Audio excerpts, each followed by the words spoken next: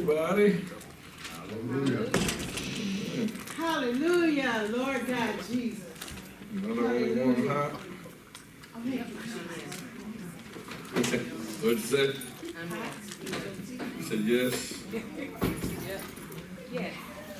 That's that Holy Ghost, Pastor. Help on Jesus. Hallelujah. If it's the whole, I'll take it. Yeah, I'll take it. I'll take it. If it's the Holy Ghost, I'll take it. Hallelujah. Thank you, Jesus. Thank you. I'm trying to look around. Hallelujah. None like you. Hallelujah. I even turned the air up a little bit so it wouldn't be so chilly. I should have left the room was at. Hallelujah. Glory. You said that last week, didn't you? Is that repeat? I'm trying to be mindful, Sister Victoria.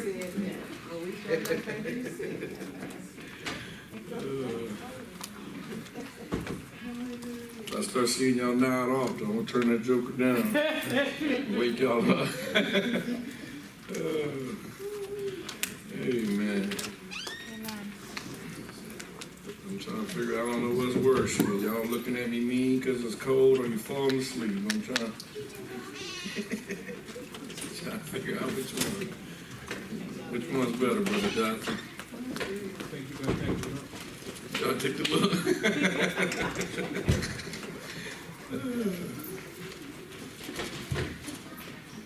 Amen. That is good. Yes, it is. All right. Well, it's good to see everybody. Good to see you, Sam. Sister Sharice, girl. We'll announce it later. Luke chapter 16. There's another scripture I want to. I'm trying to look at my notes and see where it's at.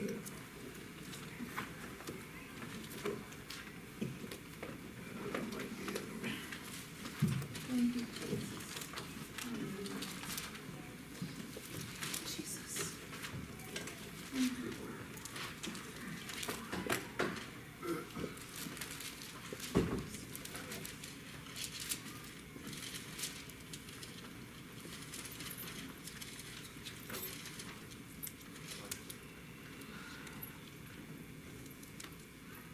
Okay, yeah. So hold Luke 16 and then grab Matthew 23. I mentioned last week. I'm going to pick up from here a little bit. So, Brother Rick. How you doing? Can't wear your new kick. I know that's right. I'm not to save so I can go to East.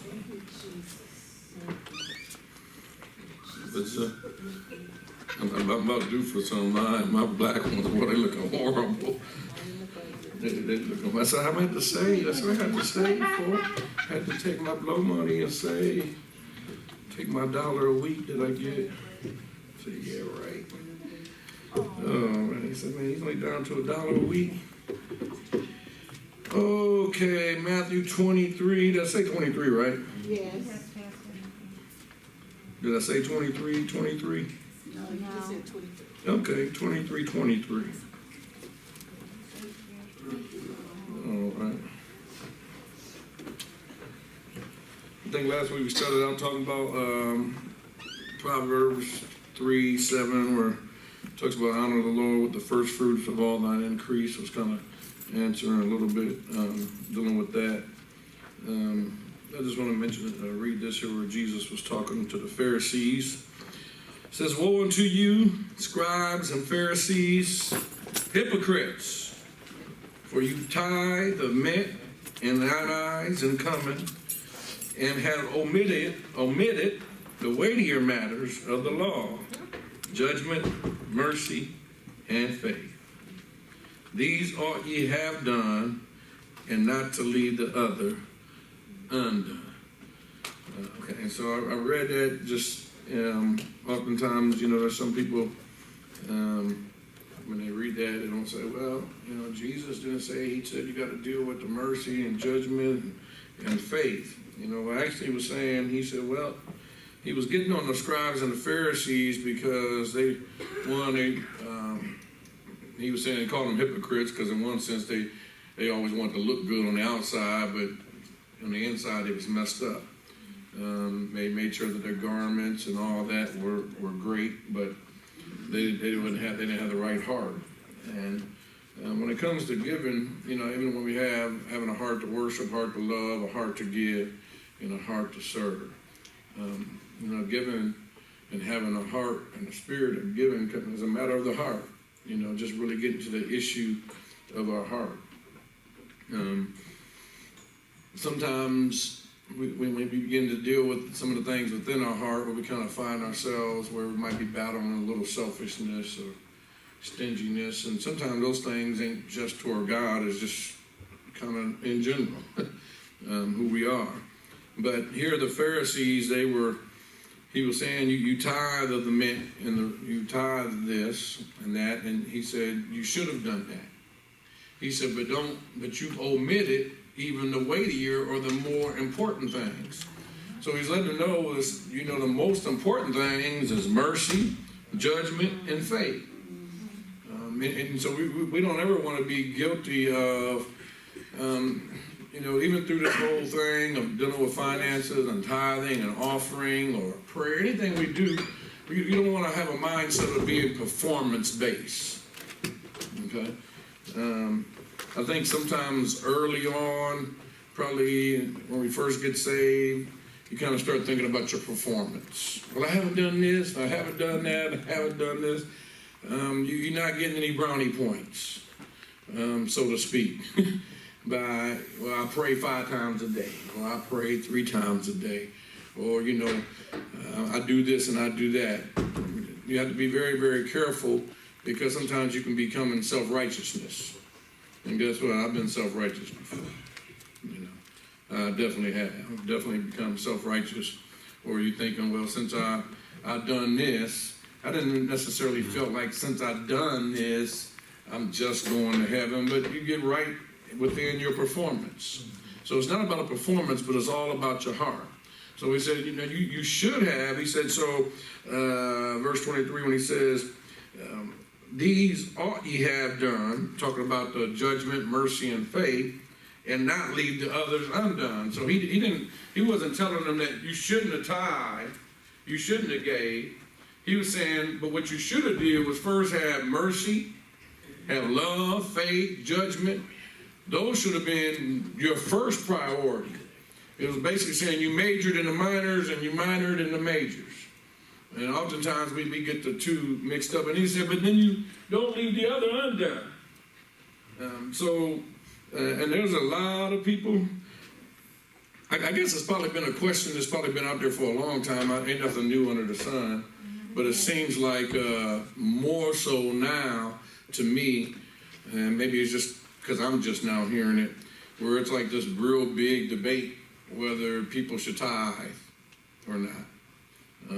Whether they should give and tithe. And oftentimes what I've learned for those who argue not that you should not tithe, at least from the people that I've encountered, they're not all that big of a giver anyway. You know, they'll say oh, well, you know, God's not, you know, causing us, and I don't think he's necessarily legalistic in the sense of you missed or something like that, you're on your way to hell. You know, and then that's debatable for some, because some believe if you don't tithe, you will go to hell.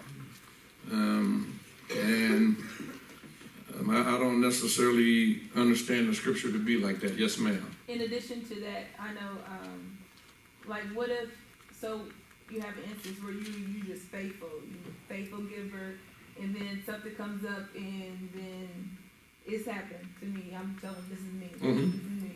And you just was like, man, your faith wavered at that moment, and Mm-hmm. you didn't give, Mm-hmm. but you had been given. And then, so my mind goes and says, dang, the window's just closed. Mhm. Like, my blessings are gonna come because I didn't get it at one time. Mm-hmm. Like, is God that type of guy where it's like, I'm closing the window? Cause you didn't get it one time. Yeah, or you know, I'm closing it. You know what? I be thinking stuff like that. Yeah, I mean, I can't say so. I can't say that. You know that he's like that. You know, we close our own windows sometime before he do. Again, we sometimes, and maybe because we as I don't know, teachers or whatever, sometimes has painted God to be this mean God, kind of like he's just ready just to pounce on you, you know. And I don't see that in a sense scripturally. You missed, I mean, like, well, you just been walking in this open heaven, boy, you just been walking, and you've been just, just open doors, and it's like, oh, man, fade away, everyone like, shoo, just stopped off, no. But you also understood that, because you mentioned, you said, well, man, it's like, Lord, I'm sorry, repented. I mean, the repentance, you know, it's a continual thing. Yes, sir. I get the sense that it's really, you aren't, it seems to be people give with the idea that they're going to get something in return, even in their subconscious. So it's not faith. That's not faith at all. You're doing what you're doing because you expect to get something in return. Faith is understanding that God knows your situation, whether you give or don't give. It's a matter of the heart, which is what we're talking about here. And it's not by performance, which you just stated. If you don't have it, you don't have it. God is still going to be faithful. He's always going to be faithful to his word. We be faithful where we have the capacity and the ability to be faithful. You know, I don't think God expects us to take food off the table or not pay our bills and things like that. That's part of being responsible as a Christian. You know, he says take care of those things that you need to take care of. And Well, he also said take care of the kingdom of God first. First, in that regards, I mean, when I think about it, when I say think about it, you know, within that Malachi, and even with some others where he talks about bring ye tithes in all the storehouse, that there may be meat in my house, and see if I don't, you know, the tithe is a weapon, you know, and I can only speak from the testimony of myself, you know. I have a testimony, many testimonies, and I've seen many others testify and see. I mean, I understand what you're saying, but we even kind of got principle with the widow. With the widow when it came to Elijah. She's going to make a meal so she can eat and her son can eat, and then they're going to die. They didn't have it. It's a famine. Elijah said, you give it to me and watch what God do. So, you know, but it takes faith. What you're saying from that standpoint, it is. Sometimes we're not walking into the greater prosperity or walking into the greater blessing, even if you will, because we're not truly honoring in faith. That's what I'm getting at. Okay. It's not performance driven. It shouldn't be performance driven. Yeah. Because like for me, even when I didn't necessarily quote unquote have it, when I look at my numbers, I could never got it if I didn't allow, if God wasn't my source. And that's what we're going to kind of focus on here in a minute. So he's my source, boom, I just offer unto him. Because I've offered unto him in faith, he's always just blessed me. He really has. He's just always made a way. I mean, and I've seen it time and time again, even when it doesn't seem like it should work.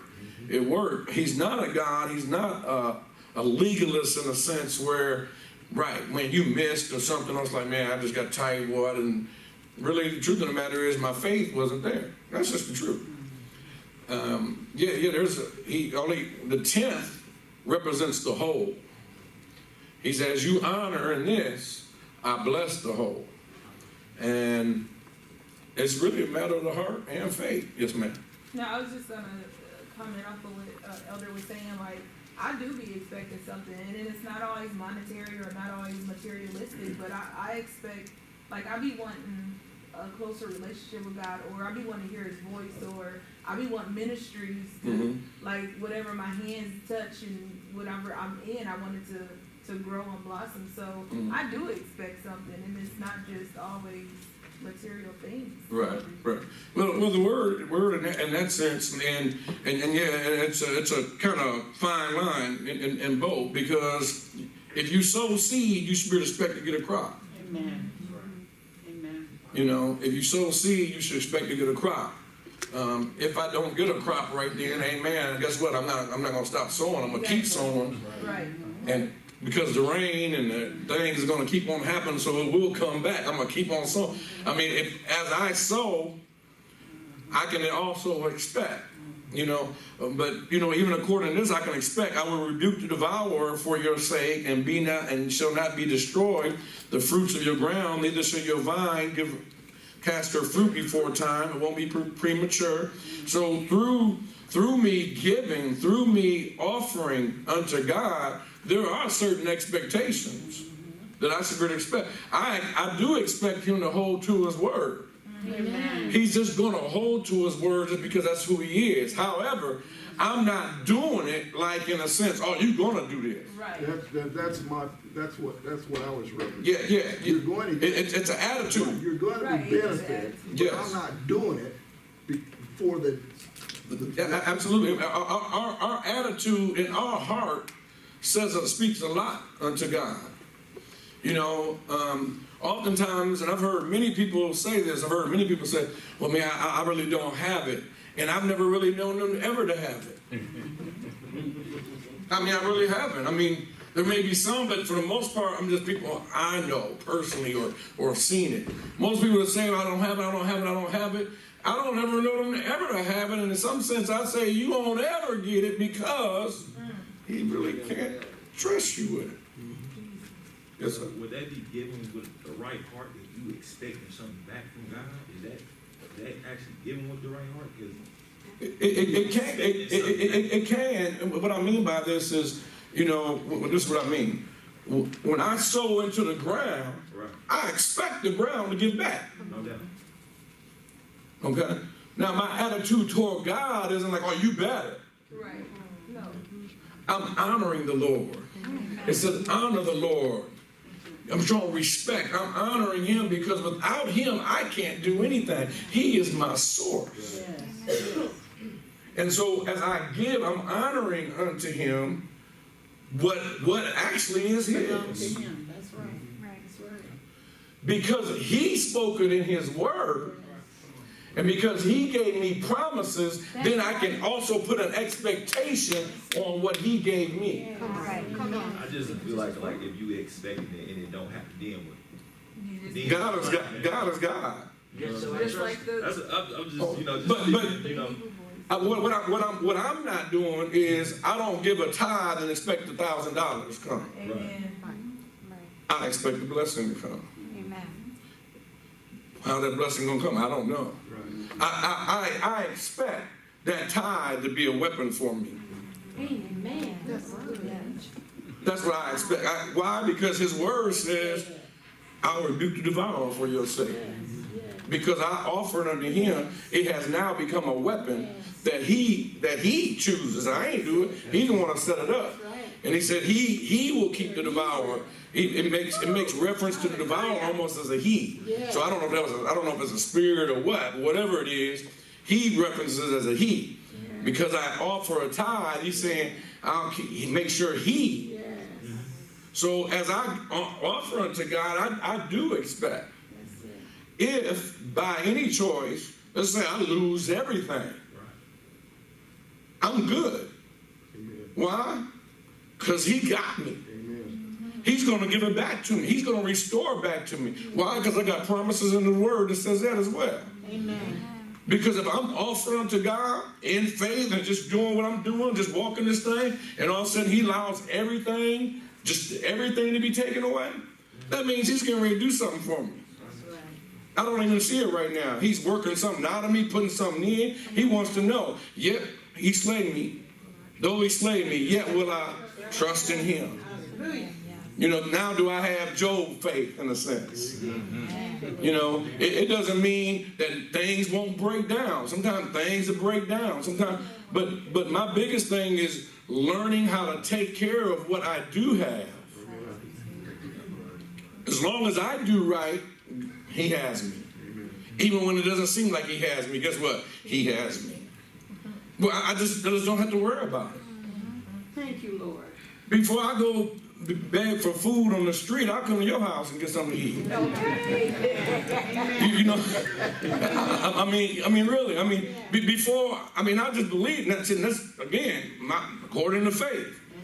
I haven't been given tithes and given unto God all these years just because when I started giving, I gave because that's what one first and just started giving. It's like, oh, we give, boom. I didn't even understand all this yet. I just be honest. I was like, oh, they giving? I was like, oh, you give? Oh, day one then, boom, here we go. Let's give. Let's do this thing. Over the years, I really began to learn why I gave. Other than I just gave because everybody else giving. That's what you did. My heart, even then, really was right. I just didn't have understanding. Amen. My heart says, I want to do whatever I should do, or according to God. So my heart is just having a heart to want to be right, so I just always gave. Sometimes you can do things without even having an understanding of it. And guess what? Then understanding comes later. When I got baptized, I didn't understand everything about baptism. There's things I know a whole lot more about baptism and what it symbolizes and typifies and type and a shadow of. I didn't know all that. I just knew, man, baptism was part of the process. Guess what? I just want to be right. So I just got baptized. If I'm giving unto God, like I'm putting a demand in the sense of I'm gonna give 100 and I'm expecting 1,000 back. Well, and you better, and if I don't get that 1,000 now, I'm just, oh man, I ain't got no faith no more. No, but I can give unto the Lord. I can give, and I can't expect, because in His Word He gave me expectations. He gave me promises. He said He gives seed to the sower. He don't put seed in the one that doesn't sow. Pastor, come on. He only puts seed in the hand of the sower. Yes. So that's why those who say, well, you know, I really don't have to give, but once I get it, then I'll be able to give. You may never get it because you really don't have the heart to sow. That's it. And here's just a flip. Now this is just I'm saying this. I ain't saying the word saying this. I'm saying this now. I've told people this. You've been doing it all this way your whole time, and it seems like it ain't got no better. Maybe you ought to just try it. That's what it said. Amen. I mean, I've seen people say, man, I've been just struggling for years. It seems like I can't never hardly get ahead. I mean, I can never. And I'm like, do you tithe? Do you give offering? Do you tithe? Well, I mean, I do. I mean, I hit and miss sometimes.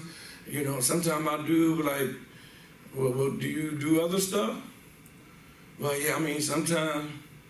So we'll be like, I'm a hit and miss with God, but we ain't missing on our stomachs. And I ain't talking about bread and eggs. I'm talking about McDonald's, Burger King. Don't mess around. That'd be an Applebee's. We don't miss on that.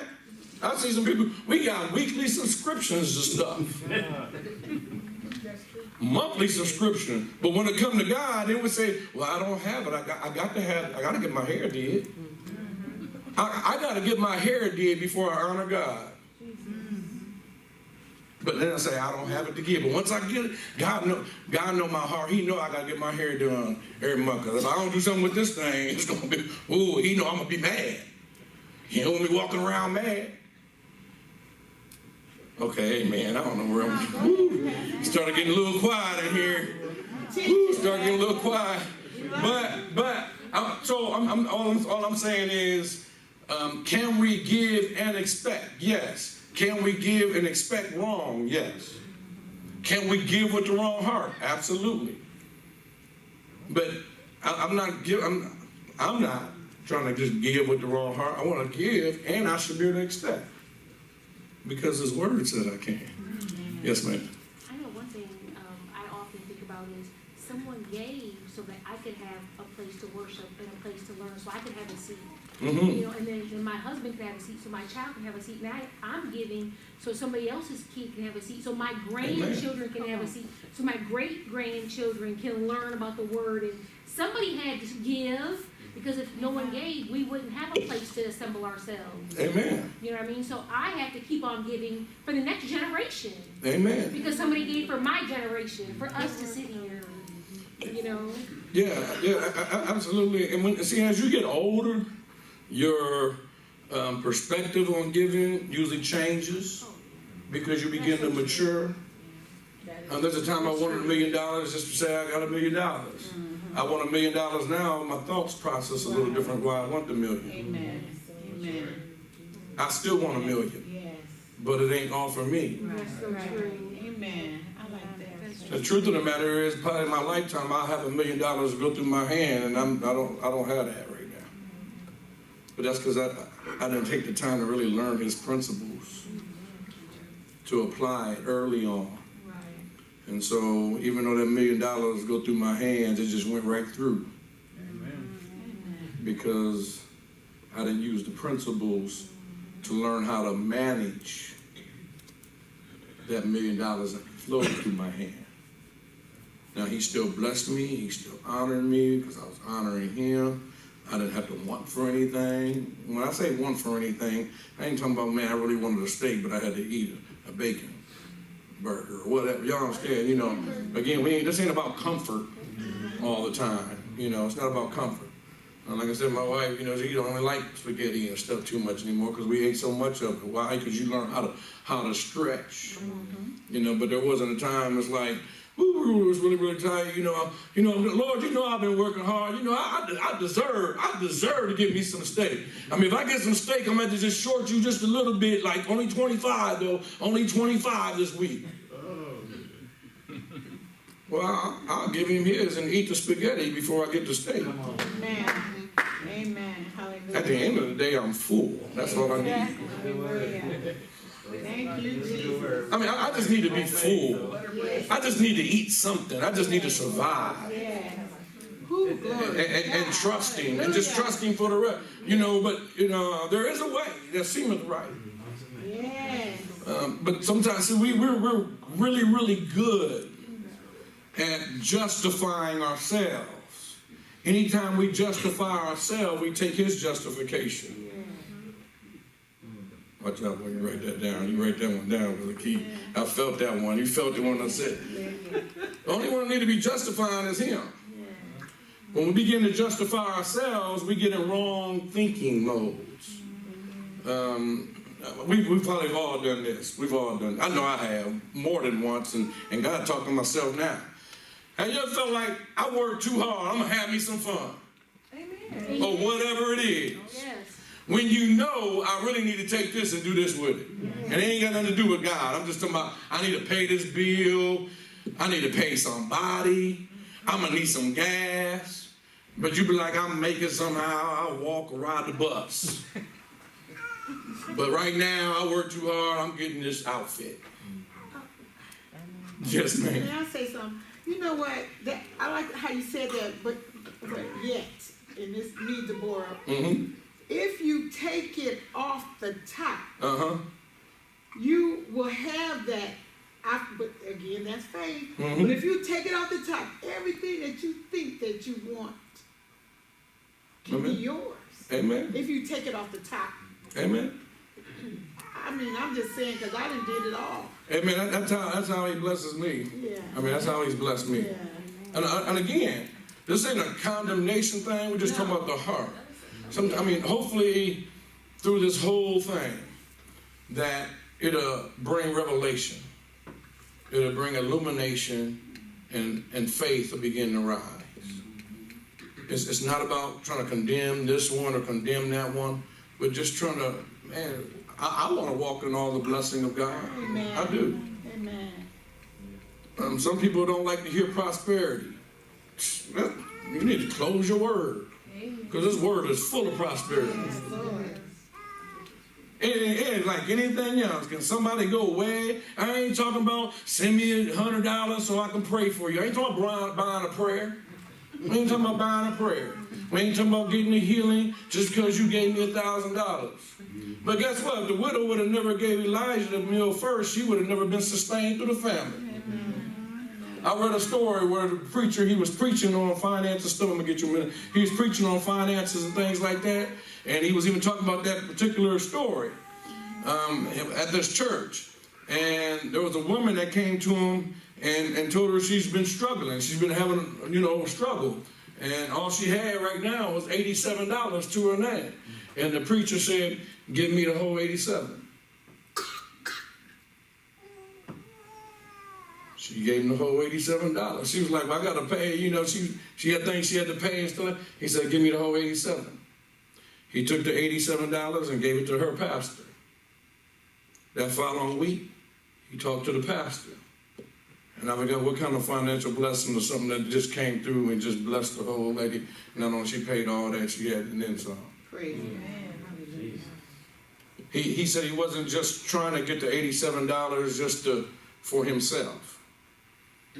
And that wouldn't have even been something, normally said that almost seemed kind of hard, give me everything right now, but it was a test of faith even for her. And he had to begin, that would be hard, or that would be hard to do. That would be hard to do as a preacher, like I'm trying to, it's like, man, all I got is this, well, give me the whole thing, huh? Like, yeah, give it to me. Man, but if she wouldn't have gave it to him, she would have died, and her son would have died a lot earlier. Actually, her son ended up dying, but he didn't got raised up. She said, go get him. Go get him. He came on back and raised him on up with the power of God. Yes, sir. I also, God is a God of order. So just like, we took the financial classes a couple years ago,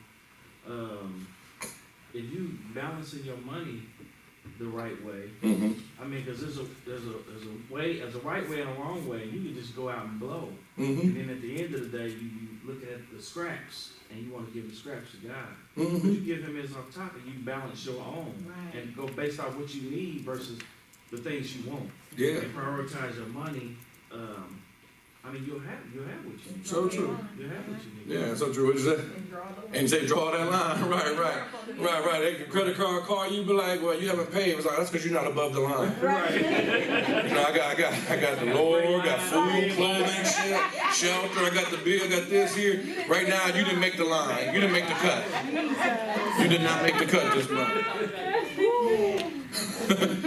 Yes, ma'am. But if you keep that same godly principle about paying your tithes off the top as you do your bills, you'll realize you can live with very little and still survive. You would just do things differently. Yes. I'm the kind of person, me and Jay kind of go back and forth where rent'll be due on the 1st, but I pay it on the 23rd of the month before. And he be like, why would you do that so silly? Why would you do that? But when you think about it, when the rest of the money come up, then boom, it's like free game. Versus me spending a little bit here, then I get to the 1st and I'm like, okay, well, what we about to do? So it's like if you think ahead, you pay God ahead, you pay bills ahead, then you know what I'm saying. Amen. One thing you won't ever be late on it. You paid the month before. Yeah, that's true too. I mean, our pastor finally I remember him testifying how he finally got to the point when the bill came in the mail that day, he was writing the check. That's it. Pay it right there. Us that didn't have the money right then, we was like, what? Right. It's like it just came in that day. It's like, oh man, that must be nice. But he ain't always have it like that. I mean, he told us, he cracked me up because I was at a funeral not too long ago, and he was talking about how he didn't have it then. He used to go down the list: Project Heat, Project Safe, Project WIC, and whatever other one. He talked about all these things. He used to be on, crack me up because I heard him just say it. Again? And again, yeah, just recently. Matter of fact, one sister in front of me, she looked at me, kind of started chuckling. But he was testifying. He was telling the truth. He said he remember going in and talking to his pastor. And he told his pastor, I cannot afford to give and pay tithes. And he said his pastor told him, you can't afford not to. He said that thing hurt him. He said it messed him up. And then he started. And then he watched the Lord bless him. But then he started using some right principles. One of the biggest ones is called patience. Help me, Jesus. Help me, Lord. Help me with patience, Lord. I told you last week, if you think about something long enough, you'll get it. Well, when I think about something long enough, I get it. And Amazon just made it easier. Yes, he did. Yes, he did. I always Amazon just made it easy, boy. Just one click on this. Right, one click. And when you get the you got your stuff already loaded. Oh. Card Card already loaded. Ah. Yes, I love And then it. they start giving you a little cash back too. You feel like you got a deal. Wait a minute, what?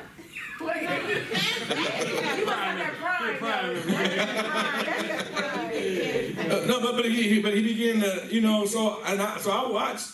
I wasn't there when he was through all that stuff, but I remember him talking about it often, and also telling us as a people to learn how to begin to manage our money and just be paid. He said, you know, so buying a pair of socks was like a treat.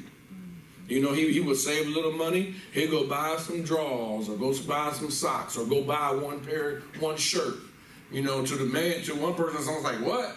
But that was enough to get him, to make him feel good about himself and the work he was doing, and yet at the same time take care of business correctly.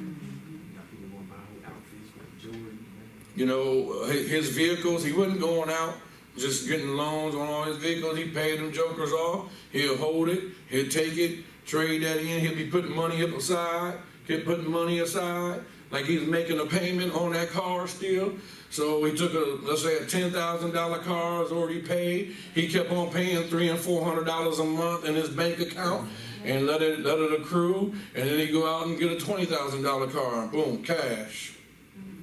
He get that, and he kept on making that payment to his bank account like he was paying $300, $400, and it might have depreciated a little bit, but it was only maybe down to 15 or 16, and he took care of his stuff. He still take care of his stuff. He either gonna give it for free or he want top dollar for it anyway. But he would keep on, and before you know it, now he took the other $10,000 he had plus the $20,000, and now he go out and buy him a $30,000, $40,000 car. Yeah, and I was trying to be nice because we don't air. You know, I messed with him. I'm like, one of your vehicles costs more than my house. I ain't mad at him. I ain't mad at him at all. Why? Because he was doing it the right way. And he would take his time. Oftentimes we don't do that. We just don't take enough time. Chapter 16, Luke chapter 16. Oh, this is really, really good. This is really, really good. I was reading this in a book. My brother was here this past weekend. We was talking about this. He was over at the house. He didn't know I was teaching on tithing and offering and all that. And some of the saints was over. I was like, man, I need to Skype him or FaceTime him. Let him just come up on the screen and talk about how God blessed him. You know, there was a point where he really didn't tithe and give. And how he just started coming to a point where God just started dealing with him. And he started doing it. He said, man, I've been blessed. He said, even when I didn't seem to have a church home, I was still tithe. He said, man, he's just been blessed. He's going to watch his life be blessed because of him just beginning to tithe and to give. He knew what he did before when he wasn't doing it, and then he knew how it was once he started.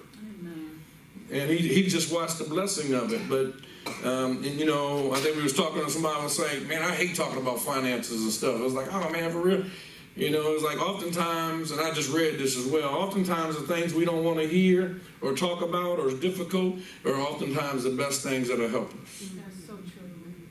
Sometimes things that we don't want to talk about or hear are the things we need the most. Amen. Amen. And if you seen y'all's face right now, you will, amen. You everybody's sitting like, he talking to you. You're right. Verse 1, and he said unto his disciples, 16, Luke 16:1, there was a certain rich man which had a steward, and the same was accused unto him that he wasted his goods. And he called him and said unto him, how is it I hear this of thee? Give an account of thy stewardship, for thou mayest be no longer steward. Then the steward said within himself, what shall I do? For my Lord taketh away from me, what? The stewardship. I cannot dig. Too big, I'm ashamed. Okay? I am resolved what to do, that when I am put out of my stewardship, they may receive me into their houses. So he called every one of the Lord's debtors unto him, and said unto the first, how much owest thou unto my Lord? And he said, 100 measures of oil. He said, take unto him thy bill, and sit down quickly, and write 50. Then he said to another, how much owest thou? And he said, 100 measures of wheat. And he said unto him, take thy bill, write 80. And the Lord commended the unjust steward, because he had done wisely, for the children of the world are in their generation wiser than the children of light. We'll probably touch on this a little later. We ain't going to get heavy into that part today. Because it's almost like, man, why would he commend him for really not getting all the money? Right. And I say unto you, make yourselves friends of mammon, verse 9 of righteousness, that when ye fail, they may receive you in an everlasting habitation. Verse 10, he that is faithful in which is least is faithful also in much. He that is unjust in the least is unjust also in much.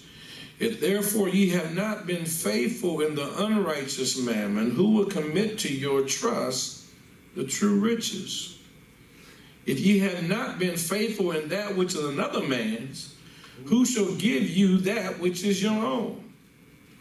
No servant can serve two masters, for either he will hate the one and love the other, or else he will hold to the one and despise the other. You cannot serve God and mammon. All right. There's a lot in this parable. We ain't going to get to all of it, but there's a lot. Can we read that New Living part of that? Yes, which part you want to read? Which part? Start at 10, go ahead, that's fine, yep. Unless you are faithful in small matters, Mm-hmm. you won't be faithful in large ones. Mm-hmm. If you cheat even a little, you won't be honest with greater responsibilities. Mm-hmm. And if you are untrustworthy about worldly wealth, who will trust you with true riches of heaven? Mm-hmm. And if you are not faithful with other people's money, why should you be trusted with money of your own? No one can serve two masters, Mm-hmm. for you will hate one and love the other, or be devoted to one and despise the other. You cannot serve both God and money. Mm-hmm. That's good right there. That's good. And so even I don't know if we're going to get verse 10. That's strong. 10 through 12 is really, really strong. And so it is true. It is true. How can you expect to be ruler or handle much if you can't handle the little? Okay. But what that is also saying, and really more of what the context of the scripture, because again, we're dealing with stewardship and we're dealing with money. He's saying if you can't be faithful in the little money, how can you be faithful in other areas that are greater? It takes greater faith. It takes least faith to handle money than it does for a healing. He's saying if you don't have the faith to be able to even handle money, how do you have the faith to raise somebody from the dead?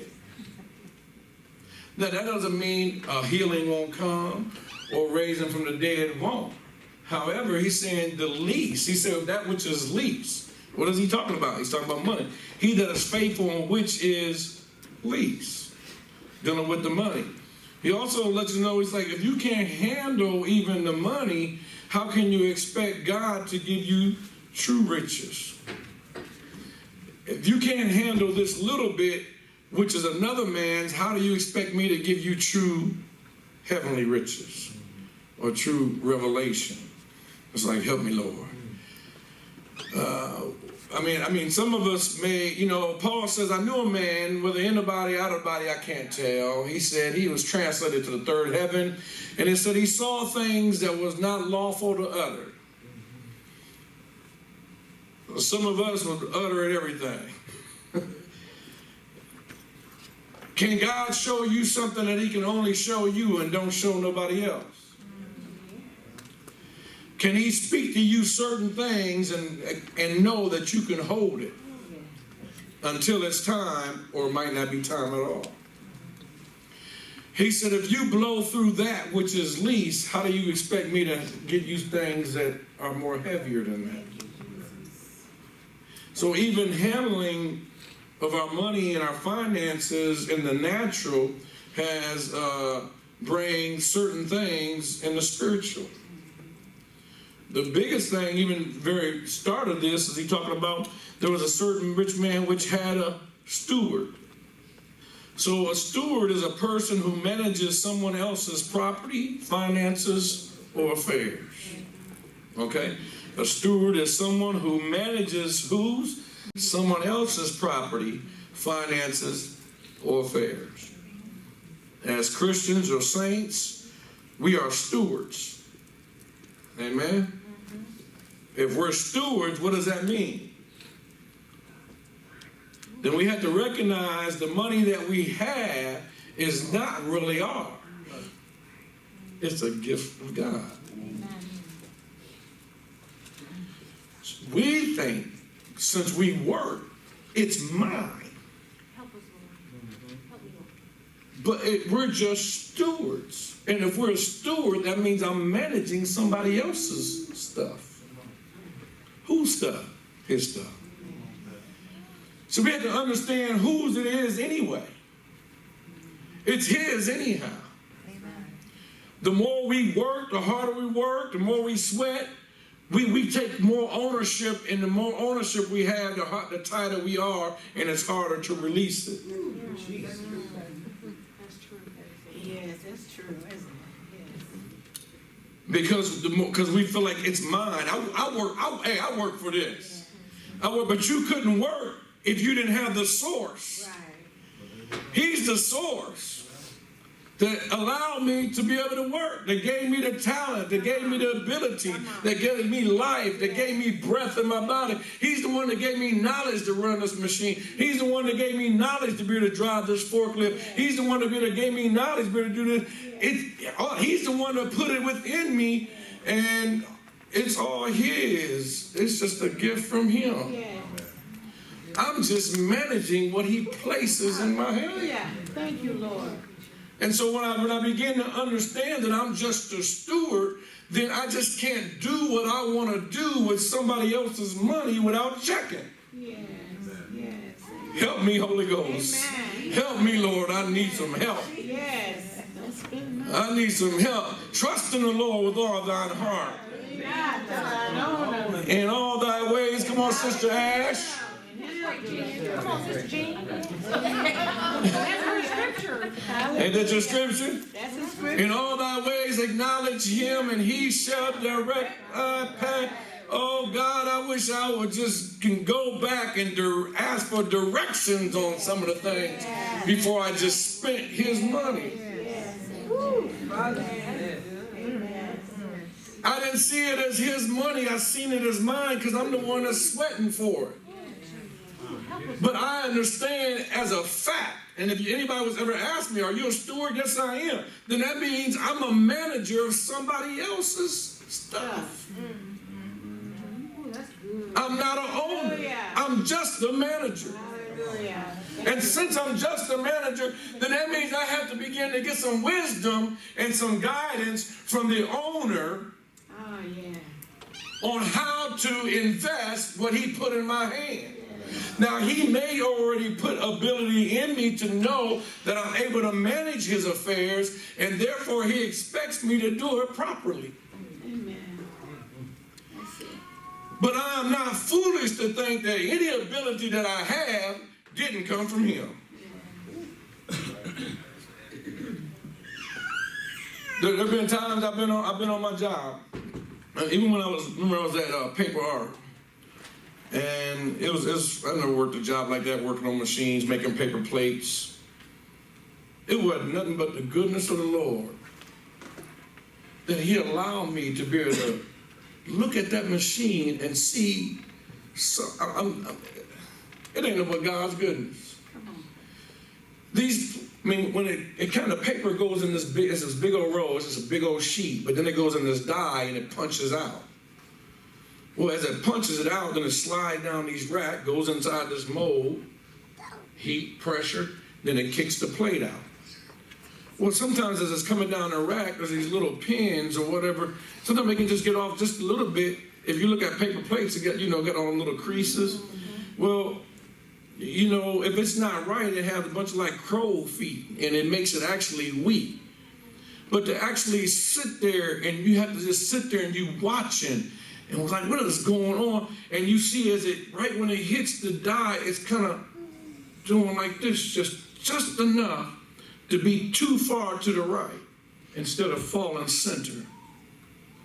And to be able to have the wisdom and be able to see, all I had to do was just move this ever so slightly so it'll fall right in. Most of the time, my machines would be running great, even when other people couldn't get it to run. I would be foolish to think I got some skill. I'm not that good. Come on, Pastor. I don't know nothing about this stuff. I'm just learned. Somebody trained me. I walk in, I'm like, how's the machine running? I was like, oh, it's been a mess all day. We ain't hardly got anything out or whatever. And so I'll be honest, I did get to the point where I felt like, oh, we're going to get it going good tonight. Now, every once in a while, it was just a messed up paper stock or something, couldn't get it going. But I got to the point where I'd be like, oh, Lord, I think we can get this thing. Yeah. And on our shift, we putting out production. I didn't do that on my own. Guess who gave me the ability? God allowed me to see it. He allowed me to see it. I don't even know how do you even see that? And I wasn't selfish. I wasn't trying to hoard. If I'm going to chill all night, guess what? I want my other operators chilling. I wasn't over them. I wasn't their manager. But we all going to chill tonight. What's going on with the machine? Let me show you. Let's watch this. See how it's just doing that just right there? Why? Because if I'm chilling, we all chilling. If I see somebody else struggling, I ain't happy that they sitting back struggling. I want to go over there and help them. And go over there and be like, okay, like, now how you do that? I was like, man, I don't know how you allowed me to just be able to see it. I had one guy tell me, he said, man, I would have been fired if it wasn't for you on this job. He said, if it was not for you on this job, I would have been fired. He was a young cat. And when I left and went to Lamco, they kind of gave me this like going away party thing or whatever. I wasn't expecting all that. And he come and bought me, man, this nice blue jean shirt, Nautica shirt or whatever. I mean, I was blown away. He bought me that and something else. I was blown away. I mean, I almost really brought tears in my eyes because I didn't realize how much I impacted him. Because we just working. He said, I wouldn't have a job if it wasn't for you. He said, I couldn't do this stuff. But you help. But all I'm saying is, he's the source. I'm just the manager. So when we realize that the things that we have isn't ours, it's his, man, we've been so much better. The house I have, it's his. He just allowed me to manage it. The job I have, it's all for his glory. If he allowed me to have a job, that means he's got me to do something on that job. I'm supposed to be there to minister to somebody. It's supposed to be the glory of God. When I was young, I didn't always have that mindset. It took God to have to really beat me up and help me. I didn't always have that mindset. Once I began to get that mindset, guess what? Even being on a job I didn't like came a little easier. And it was like, well, I'm Lord, well, I don't know how long you're going to have me here, but whoever I'm supposed to talk to, let's get them here so I can talk to them. Because I am lying, they are on my nerve. But however long I'm supposed to be here, Jesus, let's go ahead and do this thing. But hey, show me my purpose here then, because right now I'm frustrated. Guess what? He know how much I can take. When he want me out of there, he'll make a way. You just manage what I place in your hand. All right, amen. Ooh, God wants to be the source of everything in our life. He does. He wants to be the source of everything in our life. Many people see making a living as resulting from the sweat of their brow and don't see God as their source. They separate their lives into spiritual matters like heaven or hell, but private matters like their careers and finance. We compartmentalize things. You know, we good on the spiritual stuff, we good on the spirit, but I'm fasting, man, I'm praying, boy, I'm praying. It's like, man, my money, don't touch my money. Don't touch my career. It's almost like, God, you can touch that, boy, I'm good. But when it comes to the finances, he said, he that is faithful in that which is least. He calls money the least. He calls money the least. We think it's the most. He calls us the least on this side. Ooh, Jesus. Help us, Lord. He's helping. Is he helping? Amen. Amen. It's one of the ones that's just kind of coming by, just like, woo. I mean, it's helping me. I'm like, okay, Lord. But that's how we begin to do. We compartmentalize certain things. But he wants to be our source. He wants to be our source in everything. And so, Lord, help. Lord, give me that word. Allow the word be that rhema word. Be like, your word is says spirit and it is life. His word is spirit and life. Lord, I need his word to be spirit and life because it has to change my thinking. So it can begin to help me so I can lean on him and allow him to truly be the source that he wants to be. But first, I got to allow him to be that source in that which is least, money. So the greater I can accomplish, because at first I at least started here. If you can't be faithful in that which is least, he can't help you on the other. Wow. Not saying he won't at all. It's just going to be a little bit more difficult. That's all I'm saying. It's going to be a little bit more difficult to be able to overcome certain things because we hold on to that which is least that we think is the most. The godly wisdom is, I'm allowing you just to honor with 10 to represent the whole. I could have asked for the 90 and gave you the 10. Come on, Pastor. And if I said, give me 90, and I'm going to show you how I'm going to bless you with the 10, or we'd be like, the devil is a lie.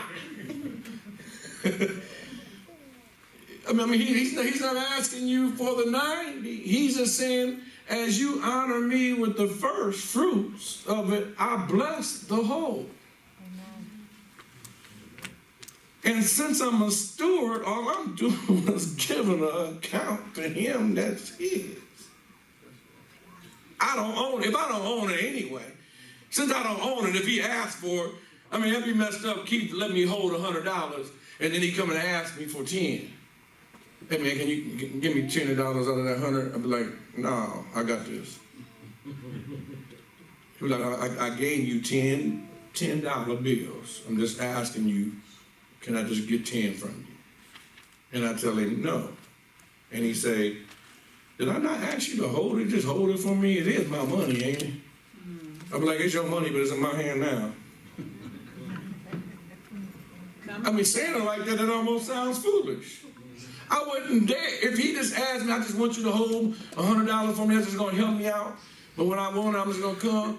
When he come and ask for that 10, guess what? Here go 10. How much more you want? Yeah. It's your money. Yeah. Yes, sir.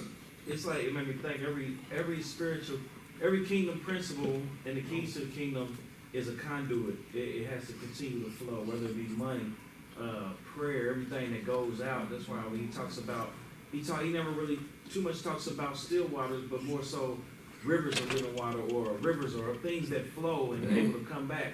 A river doesn't stop, it continues to flow, but it gets filled back up. So it's a conduit, it continues to flow. So even with our finances, we have to be able to give in order to receive, even though it doesn't come back in monetary. It comes back in peace and joy and all kinds of different things. It comes in all kind of ways, though. Sometimes it comes in monetary. It comes in all kind of ways. But amen. Absolutely. I mean, I'm saying that because sometimes we have the mindset of, because if it don't, sometimes when we don't look like we're being prosperous, we spiritualize that. And I'm not saying you're doing that by any means, but no, well, we got joy and peace and all that because we don't want to make it look like it ain't working. Right. True. So true. Because we don't want to make it look like it ain't working. Well, then that's starting to mess with my faith a little bit then, if that's the case. No, this ain't working. No, I'm great. I don't always have everything I want, but I'm great. Usually, most of the time is we didn't manage the 90 correctly. Amen. Amen. Most of the time we didn't manage the 90. As a sister Katika said, she said, as you begin to do certain things, you begin to learn how much little you can really live on. You know, you really begin to learn how you can live on a little. Paul said, I was a base and I was abound. I can do all things through Christ. See, some of us going to quote that I can do all things. You can only do all things when you know how to be abundant, when you know how to be down. He said, I've been up and I've been down. I've had great and I've had famine. And since I've been on both extremes, guess what? I can do all things. See, some of us never know because we haven't had the other extreme yet. Oh, you raised your hand? Okay, go ahead. No, I was watching this video on this guy. He said that he goes off of the 90-10 rule. And he said if he doesn't have 90% of whatever it is in the bank, and be able to purchase whatever it is at that 10%. So say he has $100,000, he wants to buy a $10,000 car. If he doesn't have $90,000 in the bank, in order to expend that, he said he doesn't buy it. He said for a simple fact, it keeps him in line to say, I need to have at least 10% of whatever it is I'm trying to buy in my bank account. Amen. Amen. He says, Before he just go out and do it. Before he just go out and do it. So if it's a $100,000 car, he needs to have, whatever X amount of dollars in it, whatever. So. Amen. And I think as we begin to change our mindset and understand that we're really just stewards and we're just managing what he gave us and that is really his, I think it'll begin to help us. It begin to help us because, we'll say God is our source, but our lives don't reflect the understanding of that truth. Amen. God is my source. He's my source. He's my all in all. But your life don't reflect what you say God is in your life. Yes, ma'am. Can I read Yes. something I was snacking on? Mm-hmm. Okay. It's Deuteronomy 28. Mm-hmm. And it shall come to pass if thou shalt hearken diligently unto the voice of the Lord thy God. So he says to bring the meat into the storehouse, and he, talks about that.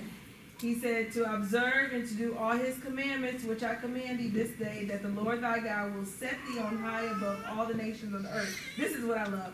And all these blessings shall come on thee and overtake thee, if thou shalt hearken unto the voice of the Lord thy God. Blessed shall thy be in the city, blessed shall thy be in the field, blessed shall be the fruit of the body, and blessed in the fruit of thy ground, and the fruit of thy cattle, the increase of the, is it keen or kind? Isn't that a cow or something? I believe so. Yeah.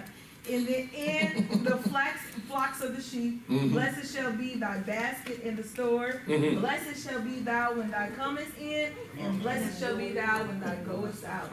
I'm gonna be blessed. I'm gonna everybody say blessed, blessed, blessed, blessed, blessed. We're blessed in the city. We're blessed in the field. We're blessed when we come and when we go. We cast down every stronghold. Sickness and poverty must cease. For the devil is defeated. We are blessed. Everybody say blessed, blessed, blessed, blessed, blessed. Sing it. Blessed. Man, come on. I know you know, Fred. Since thou hast walked uprightly, been a light in our dark land. Okay, amen. Placed in my heart all the Lord's command. He set me up a nation as my enemies away. Let me hear you say. Go ahead, Katika. Go ahead. I really don't like financial classes at all. But you know what? Today was really, really good because when you said the whole steward part, that this God's money, it's not our money. And just to even kind of think about, I heard the Lord say instantly when you said that, it made you think about what you've been spending my money on, don't it? And I'm like, yes, because when I think about before, me too, me not Me too. You know, spend my money in the lion's den, or spend my money, you know, at the spirit store, you know. And now I can say that I may spend my money. I'm just being honest. She said she used to. She said she used to. She used to. Amen. We wanted to know and make sure it's passed. Put my money in the things of God, or That's right. you know, the different things, or you know, blessing in this situation or that situation, and I can see a difference in how God blesses me, or how I steward His money